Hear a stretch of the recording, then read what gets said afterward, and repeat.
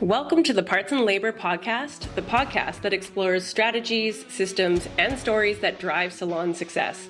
I'm Alicia, founder and CEO of Salon Scale. And I'm Whitney, head of sales here at Salon Scale. Welcome to the Parts and Labor Podcast.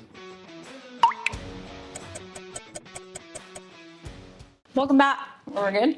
Yeah. I was like, do I have it on? Welcome back to the Parts with Labor Podcast. My name is Whitney. And I'm Alicia. And today we're going to dive a little bit into one of our most popular post of 2025. Good job marketing. Woo woo! And it is, when is the last time you made an intentional price increase? So if you've seen this post on our social media, it is a comparison of 2015 to 2025, and it goes through a few of the most common things like haircut pricing, toner, gloss, color services, and what kind of those average prices were in 2015 versus what they are today. It's pretty staggering how much things have gone up in 10 short years. So we really want to kind of break that down and go through, when you're making these price increases, how to make sure it's intentional rather than just intentional.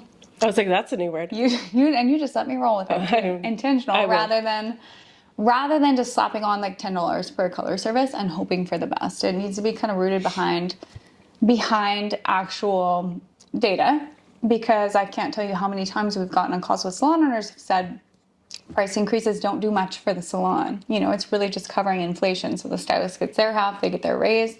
Salon's just absorbing these rising product costs.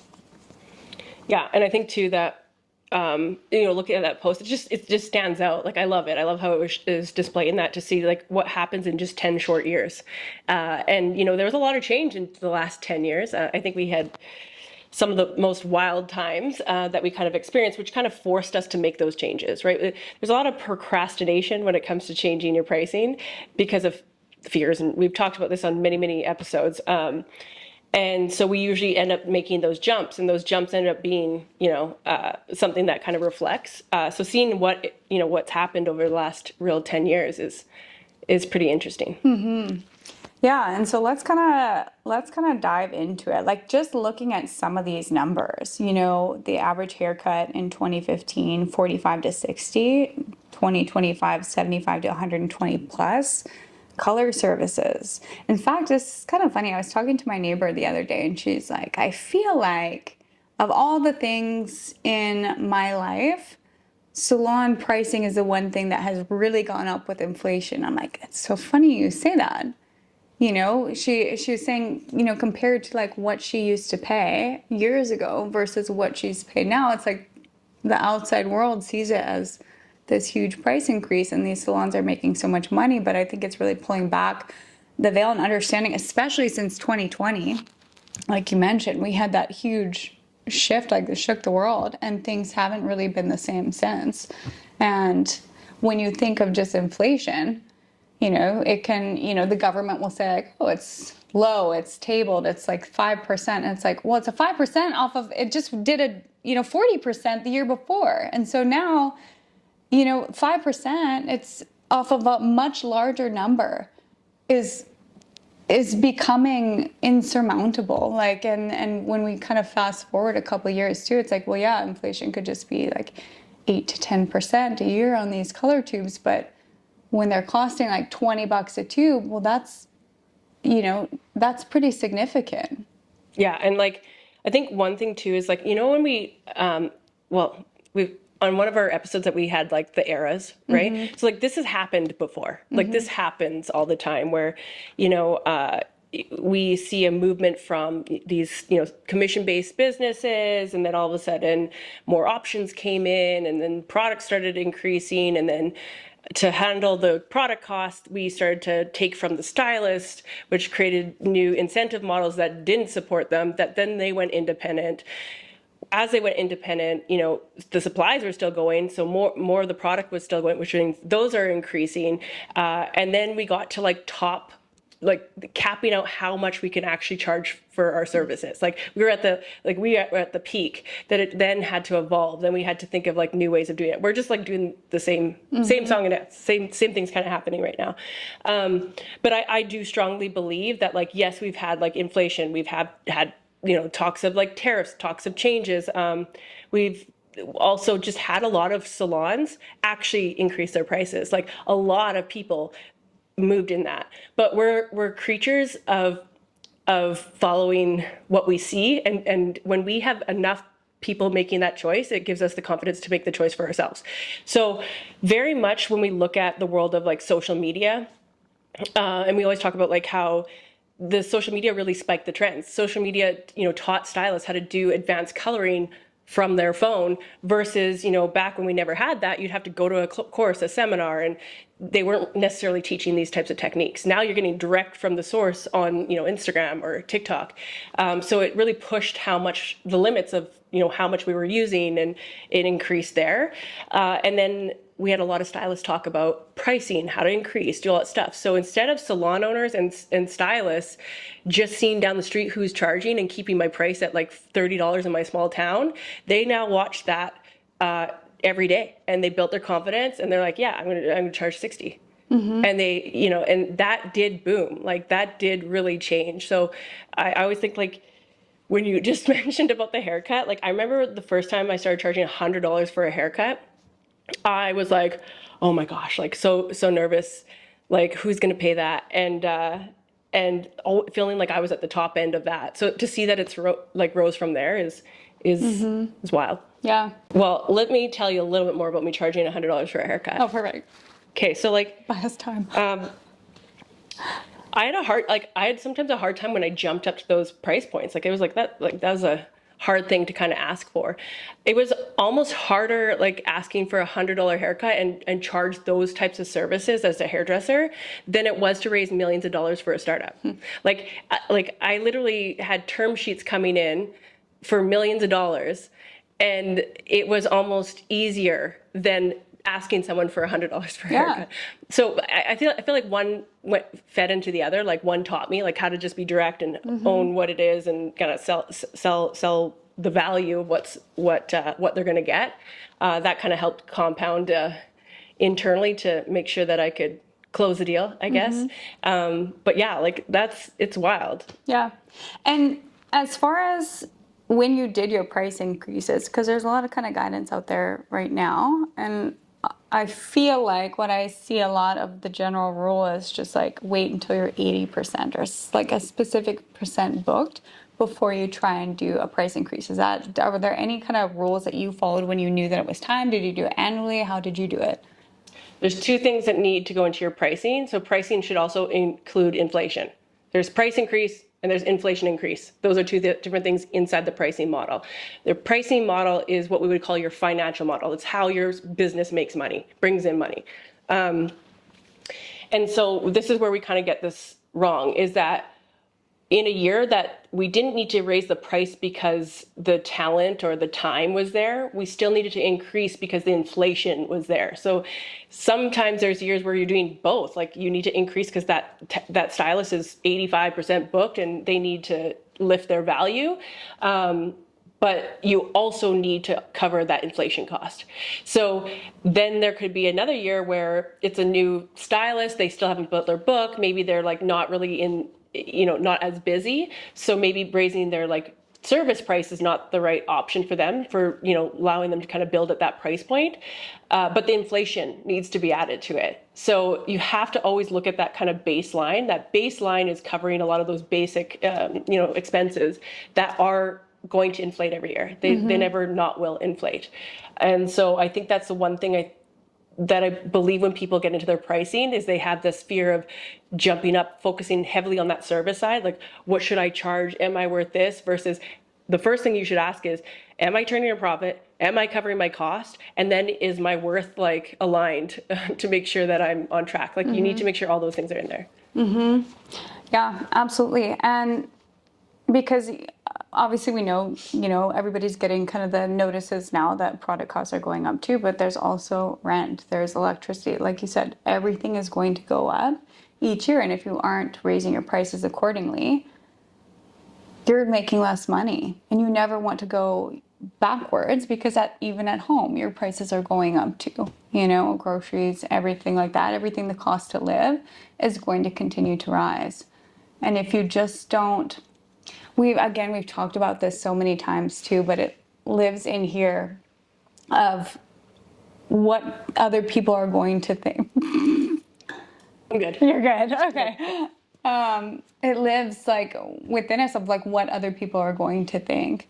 And that stops so many from doing price increases. There's so many times I've gotten on calls with salon owners and they say, I haven't raised my prices in 5 years, 10 years. I've never raised my prices. And it's like, every year you make less. Like, how do you get by? You know? And then when you do it, you're like, oh, no one really cared. Like, there's nothing better than getting to that point of just biting the bullet, doing it, and then living a better quality life because of it. Yeah, I think like, again, if you're not on top of rising prices, you're not on top of the inflation, you're not, you're procrastinating, you're a profit procrastinator. So you're just like you're putting it in the future when it needs to be covered. And like, that's the worst place to get to, because you know what? The government doesn't feel bad when they tell you what the tax bill is at the end of the year. The, the products that you're buying, they don't, give you a big message like, oh, hey, by the way, like, these things are just naturally kind of increasing, and they do it when they need to, because economically, if we don't do an increase or don't do this, we can't keep up with shipping or delivery or logistics or whatever it's costing that business, right? So I think that like delaying it or waiting or doing any of that, essentially, yeah, it's going to create like a lot of gaps of you making sure things are being covered, let alone being paid for your worth or your time. And I think that's an interesting point too, because I think there's a lot of anger towards like the big corporations, like the distributors and the manufacturers of corporate greed, right? It's easy to say like, you're the reason, like this goes up every year. You guys are being greedy. We're struggling to get by. But when you really, and there probably are some greedy ones at the very, very top, but in the entire middle of every corporation is mothers, fathers, people trying to feed their family, people just like all of us who would like annual raises, who would like a bonus, who are just also trying to get by. And then also rising costs that business has, like you said, the increased shipping, the tariffs. So they're doing the same thing that salons are doing with these annual price increases, just trying to keep up with inflation, but they get their finger pointed at them oftentimes, because then it falls on the salon to have to raise their prices, and they don't want to do it because you have to, like you said, it's harder to charge $100 to a person that you just gave them your worth, and you're like, please appreciate it enough to pay me $100, versus trying to raise money for a company, right? Like, you're not looking that person in the eye. And so it's a lot harder as a salon to pass it on to a client. But that's what everybody's doing before you. And then when it gets to the salon owner, they often just absorb that cost because they don't want to, it can be awkward, or they're afraid of pushback, or if they say, and like you said in the last episode, it takes one person to say something to knock your confidence, or to assume that everybody else feels that way of that one person saying something. But really, if you get to the point, it's just like, my costs went up, so yours have to go up too. This is the data that's telling me exactly what to do. Like, it went up by $4, your price is going up by $4. Like, really intentional and having the data to back it up. Then you won't be in that position of wanting to blame and of feeling frustrated because you have to now, like, you're struggling to keep up to begin with, and now it's just being piled on, because that's a horrible feeling. Getting a price increase when it's like, I paid myself in 3 months, and now how am I gonna account for these costs? But if you just take the emotion out of it and treat it like a business, like these businesses are running, if your cost goes up, they're passing it to you, pass it to your client too, and it'll be okay. Yeah. No, I think like one thing is like talking to like thousands of salon owners, like when we're on demos or we're calls or doing this, it's like, this is the part you can almost see, see the breakthroughs, see the like, well, okay, I like the idea of this, but like, why should my client pay for this? Or why should this happen? And it's like, where is that coming from? So like, trying to break it down, we've had breakthroughs. Like, when we break it down, they have breakthroughs. We break it down showing, well, this is what you're doing, and then this is like your current state, and here's what transitioning could look like for your bottom line. and then staying on top of that, knowing that product also is going to increase, or that, those are always going to change and be variable, but to know it's always covered, like, how does that make you feel now? It's like, wow, I feel more confident. I feel sure. I know what's going on. It's like, okay, it's like, that's what you need, that's what you need to kind of lean into, especially when you're the CEO of the business. Like, it's your job to stay on top of that. Like, you have to protect the profit at all costs, right? Or else you put the company at risk. It's not just you. You're putting everything at risk. The first thing to go in a salon is culture. Like, the moment you're stressed and the moment that you're frustrated or resentment comes in, and the us and them kind of conversation happens, that's the first thing that goes. Culture. So not only did you have a whole year of not getting the profit or not covering those costs, then you go to talk to the team's frustrated, you're not clear on what's going on, you're trying to get all this stuff, and now culture is starting to erode, and those are going, and it just makes not a great situation. So, like, turning that around and really just being clear of, like, what do I need to do, you'll see a crazy change. Like, you'll see those breakthroughs. Like, it's my favorite thing ever is watching people go through the hard stuff. They go through it. They don't go around it. They don't stop. They stop procrastinating and they start to take action. And those ones that do that, it's like, I can see, like, in the first week using salon scale and transitioning, they're like, oh my gosh, like, I now see that extra $1,000 a week. Like, I didn't even know, like, this is the missing puzzle piece. Like, this is the missing cash. I've been, like, it's like they have so much more confidence, and it's my favorite part is watching that transition. Yes, the testimonials that come in are, I think, all of our favorite part.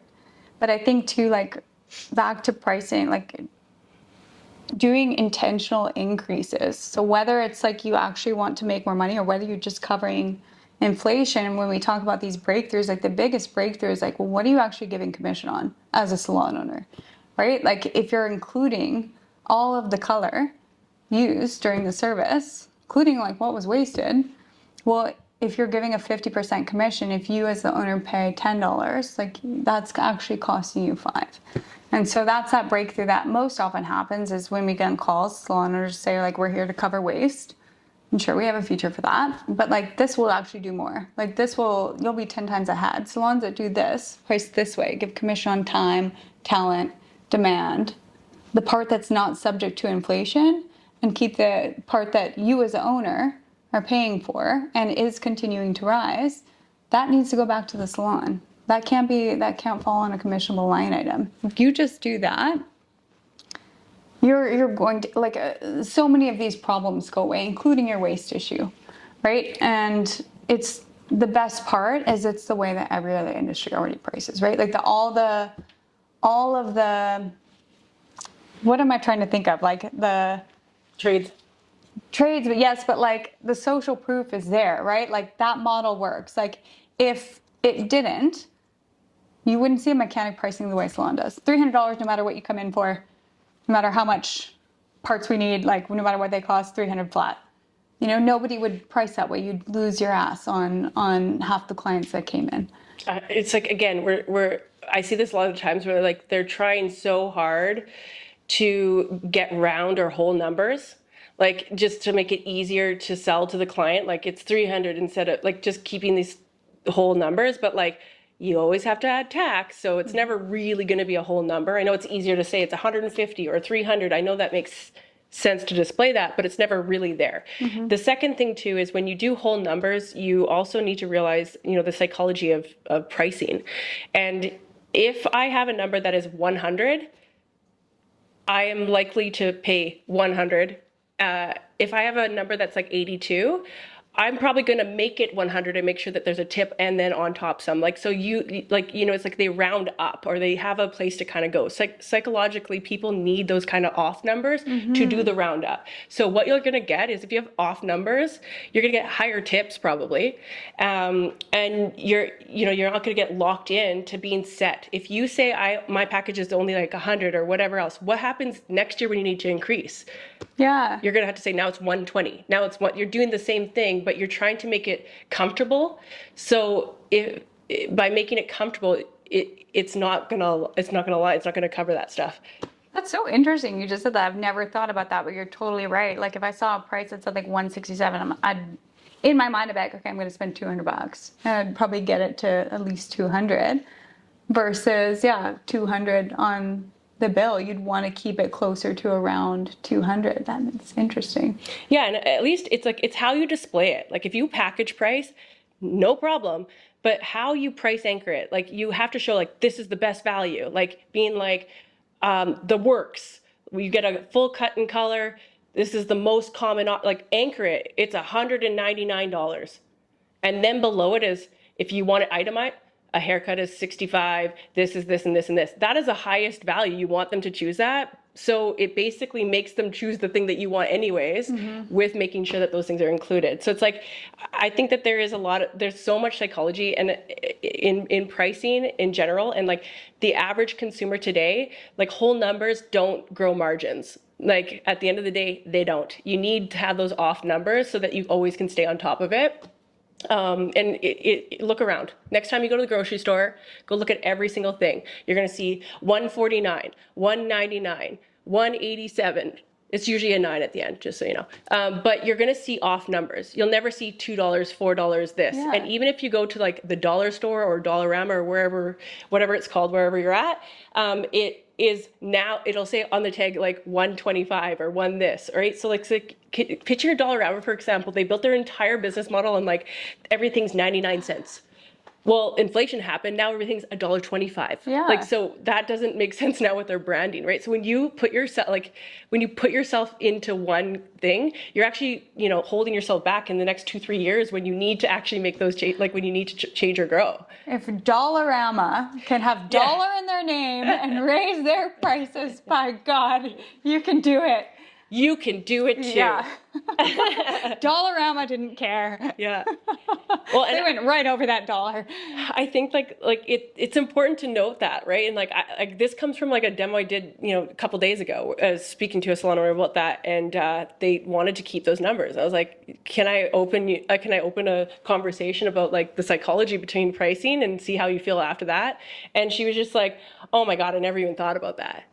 Right. And I was like, well, yeah, like, it's like, sometimes we don't think about those things. We think about the convenience and the comfortability of the pricing versus, making sure it's displayed in a way that's strategically aligned with how consumers see things. Mm-hmm.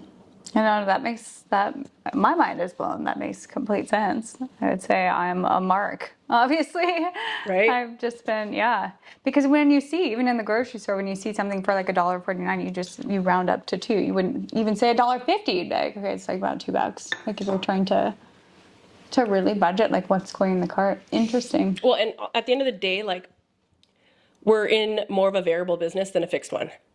Like it's not the same product. If I made the same handbag and sold the exact same handbag, I can charge a flat fee for that bag because I know it's not changing until like maybe the supplies increase, and then we'll have to make adjustments. But it's the same. In salons, time is variable. Sometimes it's going to take me an hour. Sometimes it's going to take me 2. The products you're using, sometimes it's $8, sometimes it's $80. There's another variable. Sometimes, you're adding more foils in, sometimes you're not. So like there's a lot more variability in the business that we do. Therefore, if there's variability, having whole or flat things is like you're capping yourself from what the actual cost is in that business. Like it doesn't work. The only way I've seen it ever work is having such high premium numbers that like you ride that out, and then again 3-5 years later you're gonna have to raise that up again because you're it's every year. It's like you basically increased yourself to cover inflation for 3 years, and then eventually you have to like do another bump because that's basically it starts catching up, right? Yeah. So it's one tactic. You can kind of do that, but like getting over the fear of need a whole number to make it comfortable and leaning into the other side, like you'll see a big change. Like that will completely change. And then back to like an actual intentional price increase. So if salon owners are listening right now and they're like, we haven't raised our prices yet, we need to this year. Products went up, let's say 10%. And how would you, and let's say they're booked. How would you advise, let's say they do give commission on the full cost of the service. What would you really advise them to look at first? For a price increase? Yeah. I think this is an annual thing, is at the end of the year when you get your books in, like whether you're on the calendar or the fiscal. So meaning, is your year end in March or basically January? Because that's usually, it's like you're either doing your books January to December, or you're moving into March, like whenever you're doing your year-end tax. When you get that from the bookkeeper and the accountant, you're giving them all your receipts, and then they give you the breakdown of your P&L and like what it cost you and all that stuff. Look at that number. Like look at that number and break it down. You can see exactly what it cost you to run your business the previous year. You can now see on average monthly, I was spending this. Now what am I spending? You can see the increase of it. So again, you want to look at those, like two sides of it. You want to look at making sure that those costs are covered. So you're going to adjust pricing to make sure that the base prices are covering that. So if in last year, let's say when you took all those expenses and you divide it by the amount of hours that the business was open, and divide that out by how many chairs, you're going to basically get yourself down to how much per chair per hour just for those variable operational costs. Like what was that? And maybe it's like $42, let's just say. Now you take January and you do the January's metrics. If January is saying it's 47, you need to now increase your entire base prices from 42 to 47, because you're going to take a loss there. Then going to the service side, whether you work for yourself or you have staff, you want to then go look at performance, how booked, how busy is the stylist, what level are they in, what education was taken in, and then you can kind of take that and establish if we need to increase their service prices.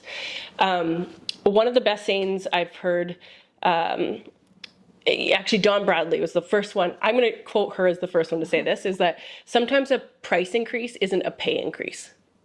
So you want to start your price increasing based on covering costs first, prioritize profit over pricing. So that's where you want to start. Then when you go into the service side, or looking into like how much more I want to make, that's another framework. That's another thing that is, did I perform really well? Was I over 85% booked? What's my return rate? What are some of these things that kind of can say I'm in demand? If I'm in demand, then yeah, of course, get those services up as well. If I have a target of like, I'm working with a stylist and they want to kind of, target making $90,000 this year, take home. Okay, well, let's back that up. Here's what you're going to have to do. Here's how that works. So one is more of like a performance and a growth tactic to your pricing. And the other one is just covering those cost of goods and making sure you're prioritizing profitability. So they're not to be done at the same time. They should never be done at the same time. Every January, you're going to analyze your last year's metrics and start forecasting out what the base is. And then within the first quarter, you want to look at performance of those stylists and then lean that through for a strategy for the rest of the year. Okay, so you would say 2 price increases within a year. The first one to cover inflation, and then performance based. Yeah. A few months apart? Yep. If you have the capability of doing it at the same time together, great. But if that threshold, the one I always kind of came in is you don't want to go any more than 10 to like 15% max, right? Like you don't want to inflate much more than 10%. So for example, if they were charging $100 for the service, you don't want to charge much more than $110. So if you look at, to cover the cost, I had to increase 5, then you have a limit of increasing their service about $5. So that kind of helps you with like how much to increase them without just throwing some number out and be like, oh, I'll charge 115 now. We now know what is going to what to cover what. what. But yeah, so like this is like, in recapping this whole thing from 2015 to 2025, I do want to say like the industry did do a big change. There's been a lot of people that leaned into, increasing pricing, and, I'm so grateful for them to like I'm grateful for them to like trust themselves and lean into it. I am really looking forward to more people understanding why or what did it do. Nothing is worse than making a choice and doing that stuff and still not knowing if anything happened, right? We don't want to just do things without understanding those results. So yes, this is why, we want to kind of see, did it work? And then for the next 10 years, it's like, let's be intentional so that every year we're putting this into like a business practice, a best practice to do this instead of, an emotional one or, now I have to do this because of all these things. So that's something that I would look at for for anyone listening. Okay. Well, I think, I think that sounds like a great place to wrap it up for today. All right.